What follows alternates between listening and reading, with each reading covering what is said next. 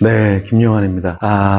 이런저런 연락, 또 전화도 받는데요. 교회에서 목회자들이 열심히 하지 않기 때문에, 성도들, 또 부장님들, 선생님들, 함께 하는 젊은이들이 겪는 어려움이 굉장히 많은데요. 그런 이야기를 이렇게 듣게 됩니다. 그러면, 이런 전통적인 교회, 혹은 작은 교회라 할지라도 목회자가 열심히 하지 않을 때 어떠한 문제점이 있을까요?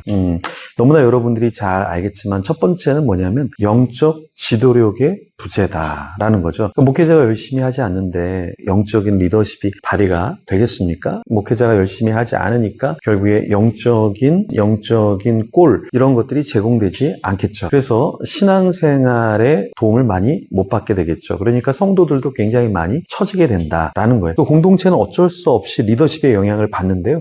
리더가 굉장히 밝고 힘있고 또 의욕적이고 굉장히 진취적이면 공동체가 이제 살아 움직여요. 그죠? 근데 영적인 지도자가 뭘 해야 될지도 모르겠고 누가 오고 누가 가는지도 잘 모르고 누가 아픈지도 잘 모르고 공동체를 잘 돌보지 않으면 결국에 공동체는 굉장히 메말라지고 힘들어질 수밖에 없는 거죠. 둘째의 문제는 무엇이냐면 결국에 공동체에 침체가 온다. 그래서 이렇게 집회나 헌신 예배를 가보면 어떤 교회는 이렇게 열정, 열기 이런 흐름이 이렇게 있습니다. 느낌이 굉장히 밝아요. 공동체가 굉장히 똑같은 얘기를 해도 어떤 공동체는 많이 웃고 반응하고 굉장히 밝은데 어떤 교회는 어둡습니다. 그 자체가 굉장히 어두워요. 그래서 영적인 지도자가 열심을 내지 않고 메마르고 또 매너리즘에 빠지면 어떻게 되냐면 결국에는 공동체 침체가 온다라는 겁니다. 그렇죠? 공동체의 활력이 떨어지고 교회 내 활동도 감소하고 성도들 간의 관계도 소원해지고 결과적으로 교회가 굉장히 어두워진다라는 것입니다. 이게 공동체가 어두워진다라는 것이죠. 또 우리 교역자가 열심히 하지 않으면 세 번째는 뭐냐? 전도가 이루어지지 않습니다. 교회가 마음에 안 드는데 시험에 드는데 누구를 데려오고 싶겠어요. 그래서 어떤 지체가 한 해에 전도를 되게 많이 한 지체가 있었는데요. 그래서 어떻게 이렇게 전도를 잘하냐 그러니까 예전 교회에는 누구를 초청하기가 되게 어려웠는데 우리 교회는 너무 건강하고 좋아서 제가 막 이야기하고 교회 안 나가는 가난한 성도들도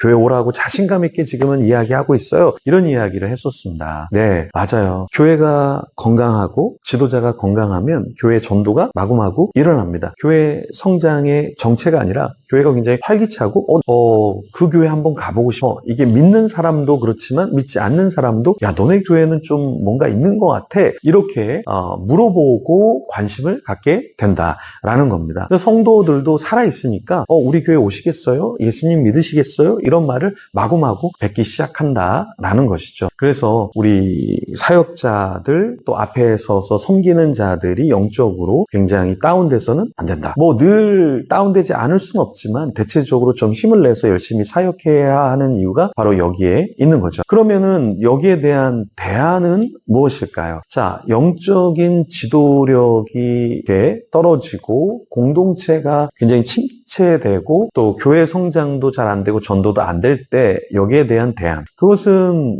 문제에 답이 있다고 하잖아요. 그런 것처럼 앞에 선 지도자가 조금 더 건강하고 조금 더 밝고 조금 더 공동체를 위해서 희생하면 굉장히 좋겠죠. 그런데 이렇게 전화를 받아보면 이런 말씀들을 하세요. 좀 전통적이고 규모가 있는 교회는 목회자가 굉장히 사무적이다. 또 혹은 굉장히 많은 것을 교회에서 받지만 사례비부터 해서 많은 것을 받지만 희생하지 않는 것 같다. 이런 얘기들을 하셔요. 근데 그런 모습을 우리 목회자들이 보여주어서는 안 되겠고요. 그래서 어떻게 해야 그러면은 조금 더 개선점이 있겠는가? 첫 번째는 뭐냐? 영적 지도력이 부재하다고 했는데 영적 지도력 회복해야 공동체가 살 수 있겠죠. 그러니까 지도자 한 명이 살아야 사실은 교회가 전체가 지렛대처럼 한 명이 살아서 이렇게 누르면 공동체가 전체가 다 이렇게 업이 될 수 있겠죠. 그래서 목회자가 회복될 수 있도록 또 목회자를 케어해주는 사람도 필요하고 목회자의 재교육도 필요하고 목회자가 쉼도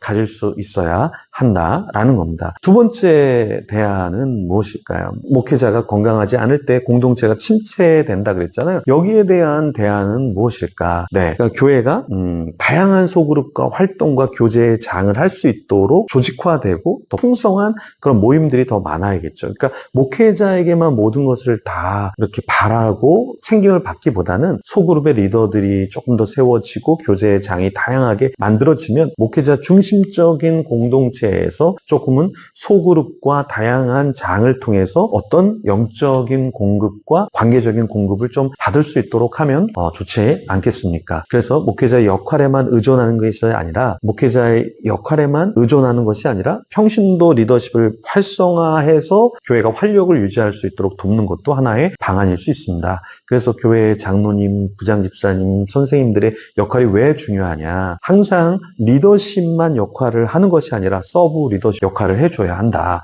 예를 들어서 목회자가 굉장히 인색해요. 그래서 밥도 안 사주고 예를 들어서 뭐 커피 마실 시간도 없고 시간도 내주지 않으면 거기에만 의존하는 것이 아니라 서브 리더십이 그것을 좀 커버할 수 있도록 노력해야 한다라는 것이죠. 그래서 앞에 선자가 부족하더라도 함께하는 사람들이 좀 받쳐주면 공동체가 굉장히 건강해질 수 있겠죠. 자, 세 번째, 교회 전도도 안 되고 교회 성장에 정체가 온다 했을 때 어떻게 극복할 수 있을까요? 교회 성장은 목회자 역할이 제일 큽니다. 그렇죠? 담임 목사님들이 왜 부서를 부흥시키지 못해? 근데 담임 목사님의 설교, 담임 목사님의 인격, 담임 목사님의 영성, 담임 목사님의 어떠한 리더십 방향성 이런 게 사실은 굉장히 큰 역할을 합니다. 그렇죠? 그래서 담임 목사님이 잘 해야 되고 또 부서의 사역자도 잘 해야 되겠지만 자, 어떻게 하면 담임 목사님이 잘 못할 때, 부서 목사님이 잘 못할 때 우리는 공동체를 살려낼 수 있을까? 전도하고 건강한 공동체로 만들 수 있을까? 이것은 주체적으로 참여할 수 있는 환경을 조성해야 한다라는 거예요. 예를 들어서 전도 훈련 프로그램을 조금 더 도입해서 이제 더 적극적으로 전도하고 또 교회에서 잘하는 것들을 조금 더 강점으로 만들어서 우리 교회는 이런 게 좋은 거구나. 공동체 내부의 사람들도 알고 외부에 있는 사람들도 알아서 그 교회의 정체성에 맞는 사람들이 올 수 있게끔 하는 거. 그래서 한 명이 오면 분위기가 굉장히 밝아집니다. 여러분, 초신자 한 명이 교회 오면 교회 분위기가 되게 많이 밝아져요. 그렇죠? 그리고 또 어디에서 이사 와서 또 학교 때문에 이렇게 교회 와서 뭐 공동체가 이렇게 쇄신되는 것 같은 이런 분위기가 있거든요. 근데 그런 것들을 좀 살려내면 굉장히 좋다. 그래서 교회의 장점을 강점으로 바꾸고 또 참여할 수 있는 환경을 더 많이 열어서 전도도 하고 또 새로운 사람들이 왔을 때 교회의 장점을 강점화한 것을 보고 나도 여기서 좀 섬겨봐야겠다. 여기서 헌신해야겠다. 이러한 장들을 좀 마련해 준다면 굉장히 도움이 될 수 있겠죠. 자, 교회, 부흥은 정말 고사하고 아름다운 공동체는 정말 상상할 수 없겠지만 그래도 다닐 만한 교회 공동체가 되게 하려면 어떻게 해야 될까요? 목회자는 어떻게 해야 될까요? 그리고 함께하는 사람은 또 어떻게 하면 더 좋을까요? 저도 몇 가지 얘기했지만 여러분은 어떻게 생각하십니까?